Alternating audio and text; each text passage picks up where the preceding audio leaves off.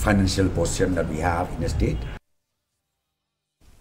UMLA balakam rang ba kertan keseng Kongres Saleng Sangma ulo ang baka Sorkar jela ke batmai ke basancara po ke jela Meklaya ke day ban Trei ke bentang ke bahag Miat Jong ki Paidbah bat kumju ru ke bentang ke jela barok ke wei ulo ang baka ni ke Sorkar thamai kam day ban pendunai kam ki jam Jong ka Trei ke day ban Trei ke bentang ke bahag Miat ki Paidbah kam haswa Saleng Sangma ulo ang ba ulo ngoleng ngok sibon bagi sing san perthai ki blakan tho jur persai ke sing BJP bat ki blakan no ru baka de ke sing persai Kristan haswa banlong ka election mentapat kimla ban le klaim maka ulo ang baki ni ki sing klayang yale persai iwe pat haswa ke sing election hendai ke lesnok ti lang pat hadin bantau ya ke Sorkar sendrop.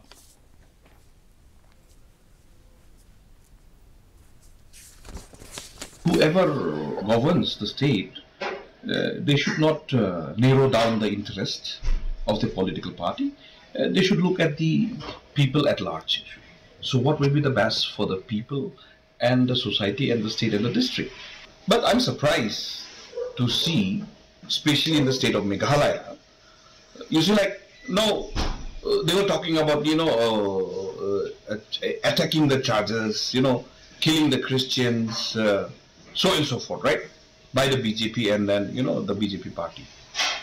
But it's surprised to see that, everybody needs BJP.